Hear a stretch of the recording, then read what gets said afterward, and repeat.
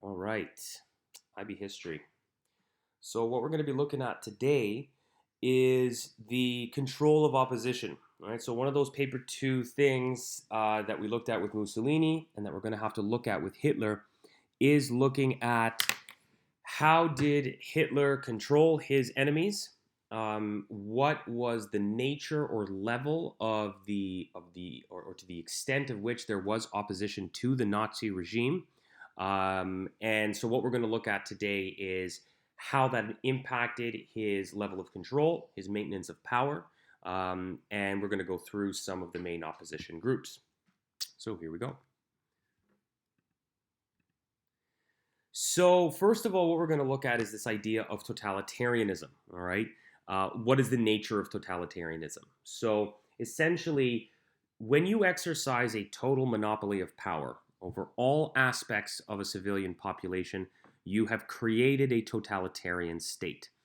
Um, in terms of how that looked like, or what that looked like for the Nazis, it was this idea of the infallibility of the Nazi leadership. So, what I mean by that is that Hitler, in particular, but the other members of his inner circle, so Goering, Goebbels, Bormann, there was this idea that they were almost deified, right? That Hitler was a sort of godlike figure, like a mythical type individual who was going to resurrect and recreate Germany, right? This sort of cult of personality. And so when you create a totalitarian state and you have a leader at the top of it, that is one way to exercise and maintain power. And so, again, a great example and a more modern example is when you look at, for example, in the bottom right hand corner of this picture, you have Kim Il sung. So, what Kim Il sung did was create in North Korea a cult of personality where the Kim family is this deified family. And that ran to his son, Kim Jong il, and then currently Kim Jong un. So, this idea of infallibility, omnipresence, deification of the leadership is part of this idea of a totalitarian dictatorship. In addition, the use of total terror to enforce conformity and eliminate opposition is something that each one of these five totalitarian dictators had. And common techniques used are things like number one, omnipresent surveillance, so the use of a secret police, an organization which is dedicated to ensuring that opposition is crushed. Persecution, so the use of concentration camps or work camps or re education camps, whatever you want to call them, or just jail, in dealing with the opposition. You attempt to influence and monopolize public opinion so that you can project how good you are as a leader or as a political organization or as a government so that opposition is weak by nature. You use brute force, propaganda, and you control the education systems, in particular for the youth. You create social policies which are designed to alleviate suffering and cause acceptance, and we're going to see that with Hitler's economic policies. And then, of course, you buy people off, you bribe people, you use patronage, you give them positions of power, and they are willing to accept your leadership. All right. So that is the nature of totalitarianism and how you control your opposition. And again, these five individuals, you've got Stalin, Hitler, you've got Mao, Mussolini, and Kim Il sung, are sort of 20th century's examples of totalitarianism. Okay, so this is kind of a review. It goes back to that road to dictatorship. So, what does Hitler do in the beginning to essentially eliminate his opposition? So, in that initial sort of consolidation of power phase from March to July of 1933, he does the three things that we mentioned in that PowerPoint. Number one, abolish state parliaments. Number two, abolish trade unions. And number three, you ban political parties. So, those three things that we've already mentioned are kind of overlap here with control of opposition. You remove the ability for your opposition to organize effectively. And that's what Hitler does right off the bat. In that next year, right? So you're looking at, again, and this is review, you're looking at June to July 1934, that weekend of murders in the night of the long knives.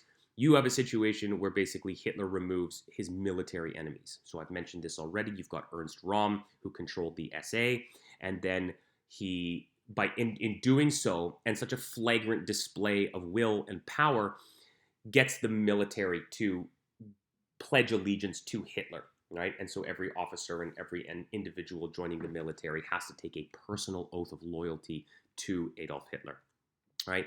So this is part of the consolidation of power, but this is also a very significant point in doing so and relates to the control of opposition.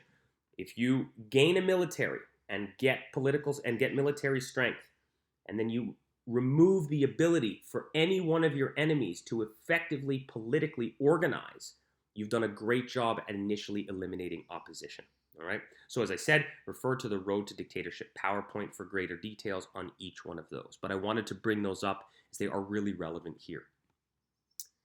So why is this significant with regards to the consolidation of power? So number one, if you kill or jail your most potential rivals, you ensure that no major figures of relevance are in a free position to challenge your authority. All right? So if you remove the individuals from the ability to organize and you put them in jail or you kill them, then you remove the head of any leadership, right? Which makes it more difficult for the actual group to actually function, okay? And every time a new head emerges, if you cut it off, you do the same thing. So number two, what you do when you do this is you instill fear into those who still disagree with you, and who potentially want to challenge your authority, and thus you discourage them from mounting any resistance, right? So if you put into place a plan that says, if we arrest you for any type of espionage, any type of anti-government, activities, we're not just going to kill you, we're going to murder your entire family. That is a good way to dissuade people from not actively working against you. And the Nazis did that. If you were, it's not just that you were punished, but your family was punished as well. And so in doing that, it basically creates a situation where not that many people are really willing to go against you out of fear that you are going to kill them and their family. And number three, the Night of the Long Lives provides Hitler with a loyal military. And then this military is used to coerce, intimidate, and use violence to ensure that Nazi power is unchallenged. In addition, that military is used to kick ass, right? From the mid-1930s up until 1943, the German military was literally the most powerful military in Europe, and at points seemed infallible. And so that also contributed to how Hitler was able to maintain his power. Was people were pretty scared of his military prowess, right? And I'm going to get more into that in the next PowerPoint that you watch this week. All right? So those are three key significance points that sort of you could use in an essay. So what was the nature of opposition to the Nazi regime? Now, most Germans actually did remain pretty loyal, all right? So yes, 44% brought him into power, but acceptance of the Nazi state at the, in its height of popularity was really much higher than 44. It's been estimated that less than 1% of the German population engaged in anti-Nazi activities. And the reason is that most Germans actually benefited from Nazi policies. And most people liked Hitler's foreign policy successes. So we're going to get a little bit more into that later, in particular his economic policies and how they really did influence how people thought or what people thought about the Nazi regime. So there was some forceful opposition. The July 20, 1944 bomb plot to assassinate Hitler, as well as a number of other assassination plots, did happen, but none were successful, and I'm going to get into that a little bit more later. So in general, most opposition was pretty weak. Number one, things that people used to do, they refused to offer the Hitler salute, all right? They would tell Hitler or Nazi leader jokes.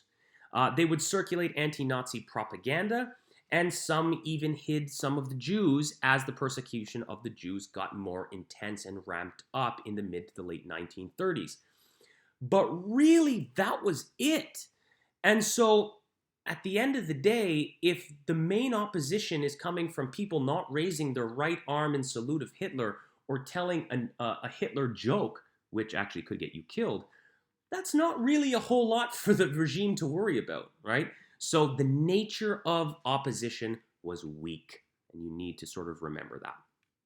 All right, so now what I'm going to go do, I'm going to get into some of the opposition groups and how they were dealt with.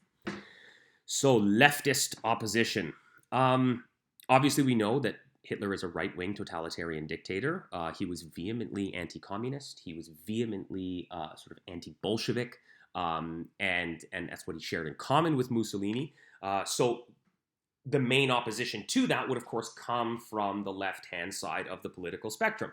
So on the left-hand side, in Germany, you had the KPD and the SPD, which were the two sort of political parties, the Communist Party and the Socialist Party, which had actually done quite well in the 1933 elections. I mean, the SPD represented the official opposition, and the Communist Party came in at around 10%. So they were doing pretty good if you think about their national polling average. And there were a variety of other communist groups. So what did they do? Well, first of all, it has to be known that by 1933, July of 1933, they were banned. All right. So again, remember, Hitler bans all political parties. So they can't effectively politically organize. So what did the members do? They didn't disappear, right? It's not as if like you ban political parties and all of a sudden, poof, they don't exist. Well, they just can't organize. And there are members, there are leaders that obviously disagreed with this, and they engaged in sort of opposition activities. But realistically, the activities that they engaged in were pretty pathetic. They distributed news sheets and newsletters and things like that. They would put anti-Nazi posters around. They would rise, red flags or communist flags around Germany. And at points tried to do something a little bit more effective by like attempting to disrupt industrial production. There were reports of things like trucks getting stolen or putting wrenches in sort of conveyor belts and lines in manufacturing plants and stuff like that. But like really low level, weak, fragmented opposition activities. All right. They didn't really engage in sort of high-level espionage, destruction, that type of thing. And the Nazis swiftly and ruthlessly dealt with this, all right? Any leaders were rounded up and sent to re-education camps. And they banned leaders and members of all political groups. They seized and froze bank accounts so that there wasn't any financial ability to actually organize or pay for the distribution of sheets or to pay for posters or things like that. And all known hideouts of trade unions, of KPD, of socialist sympathizers, of other communist groups were raided or burnt down. And so, they were basically in a situation where legally they couldn't organize, and they had this team of pro-Nazi groups that just at every turn were attempting to destroy them. And I'm going to get into that a little bit more with this slide. I've called it a culture of fear, and really this is how the Nazis maintained control of their opposition, right? So the maintenance of power relied heavily upon fear. And in order to create this fear, Hitler and the Nazis established a state apparatus of terror, which began in 1933 with what was known as the Gestapo. Began is probably wrong. They had the SA, all throughout the 1920s, but really the most feared group were the Gestapo.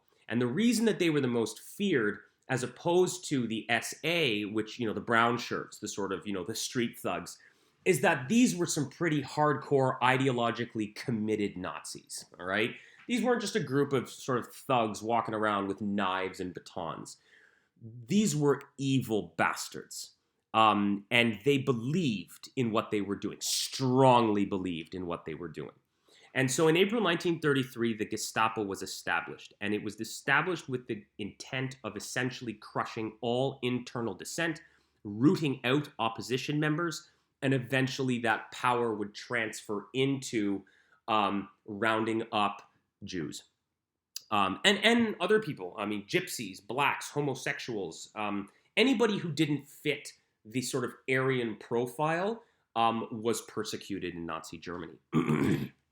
So not only do you have this group of of highly intelligent, dedicated, fanatical members of the Nazi Party who have an incredible budget, all of the services and intelligence, clandestine services at their disposal. But you couple that with point number 4, which is the creation of a culture of denunciation.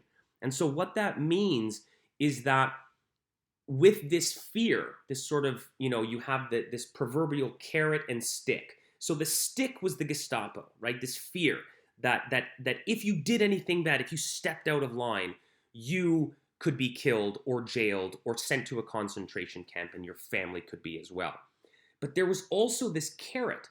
And so Gestapo would actually reward civilians with either financial remuneration or jobs in the future, or any type of actual reward that they could think of in order for you to rat out somebody who is doing something wrong, right?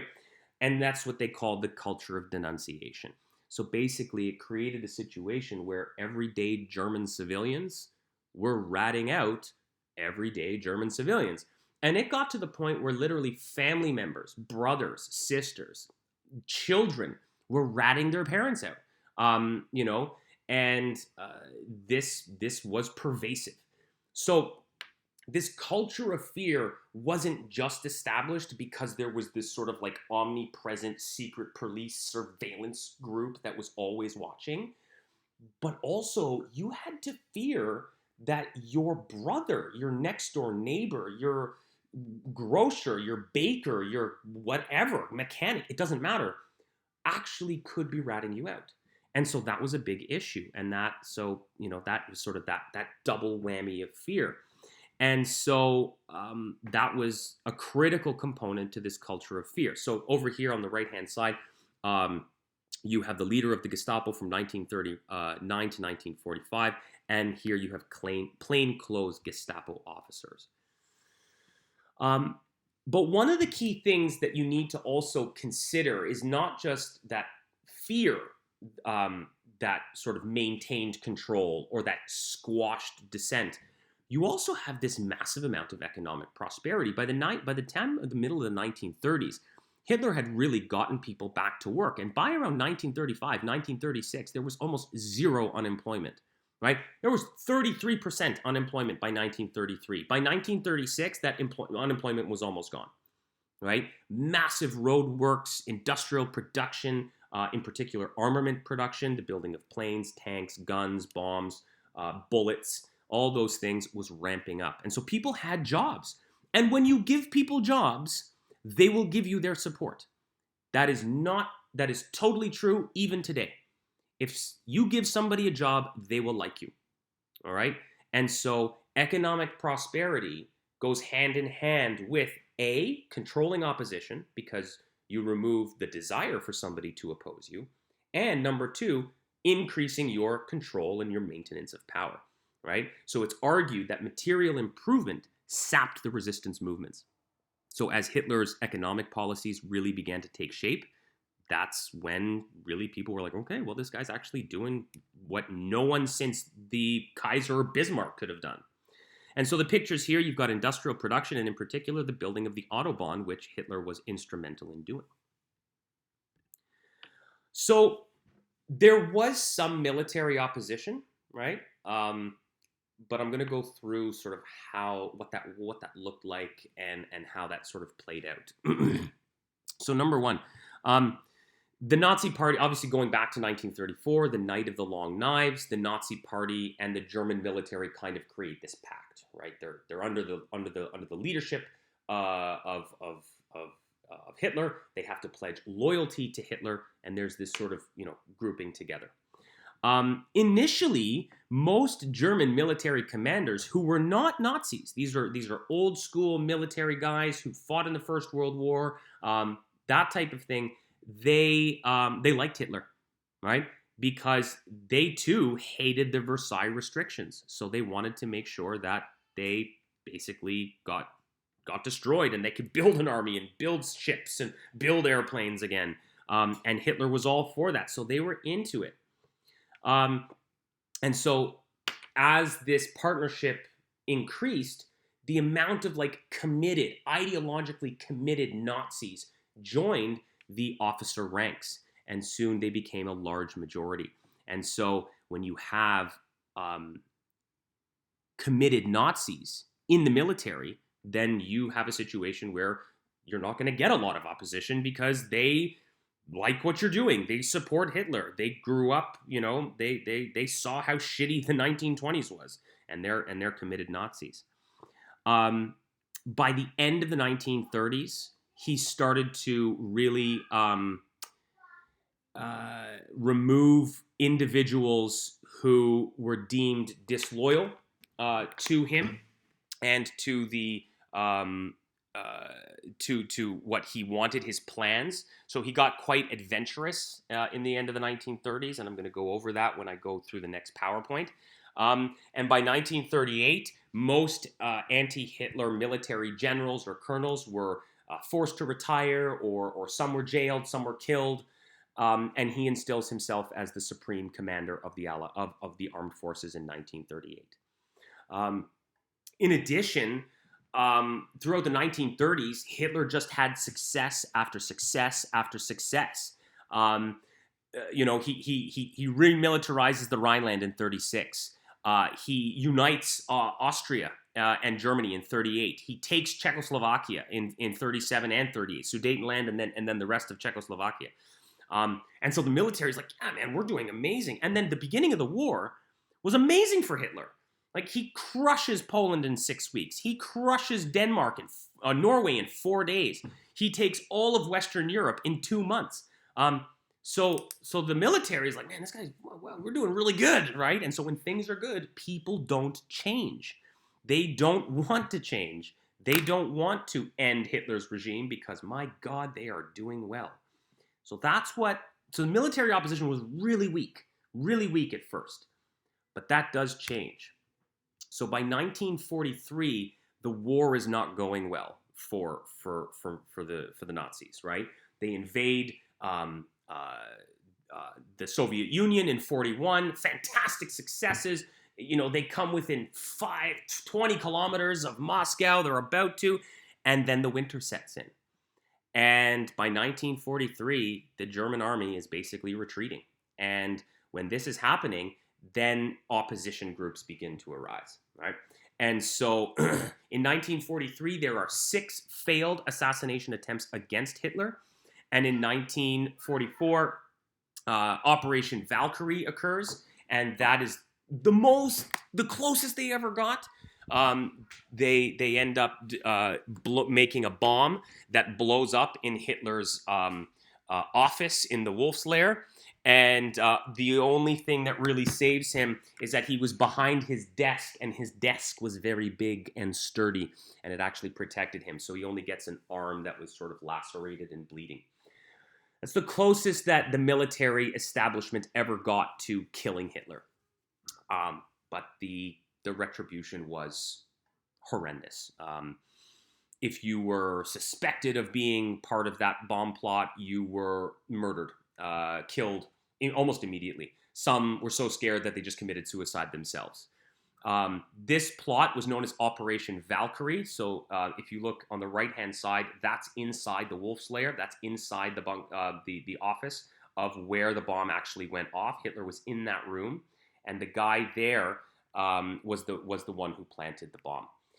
It was made into a movie, I think in 2008 or 2009, starring Tom Cruise. Yes, Tom Cruise, just doing awesome stuff. And that's Operation Valkyrie. So if you're interested, you can watch that movie and get Hollywood or Tom Cruise's take on that. So that was military opposition. In general, weak. It gets a little bit stronger later, but realistically, it doesn't have a major impact on the whole thing. There were opposition from religious groups, but again, like the political groups, they were weak, they were fragmented. The banning of all political parties also ensured that there were no groups. If you remember, the Centrum was the political party of the Catholics, and they voted for the Enabling Act, right? Remember, he persuaded them to vote for the Enabling Act, and in so doing, was able to ban them afterwards. So they were weak, they were fragmented, they were pretty silent on most things. The Gestapo ensured that any form of public resistance was crushed, and applied the same things that they did to political organizations, they did to religious groups. What's interesting and different, and if you want to do that comparison, is that unlike Mussolini, Hitler never allowed religious youth groups, right? He also never allowed them to have their own separate education system. So you want to go to the effectiveness of them as totalitarian dictators and who created a more authoritarian state. There is evidence to support that Hitler did.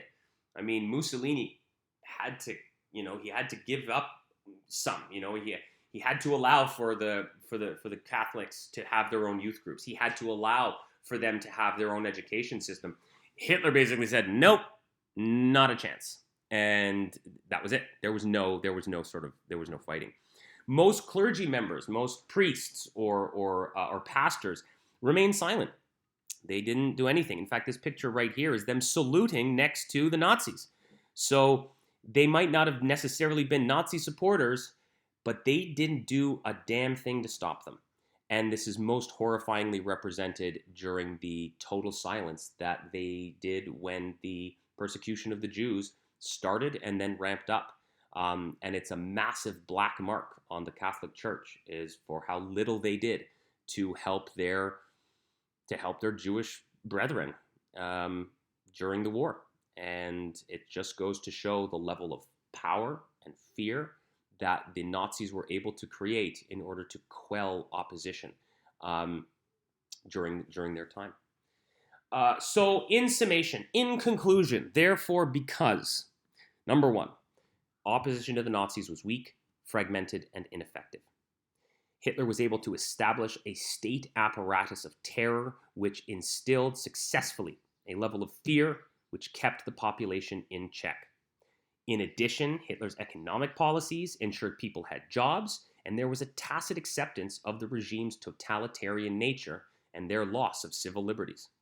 And propaganda and the indoctrination of the youth and this monopolization of public information and opinions ensured that young people and middle-aged older people were in support of the Nazis. So all of those forms that you go back to that first slide were used in order to ensure that the Nazis were in charge. And that is sort of a look at their opposition, all right? So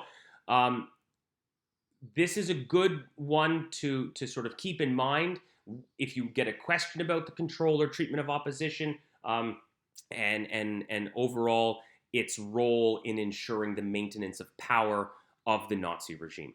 All right.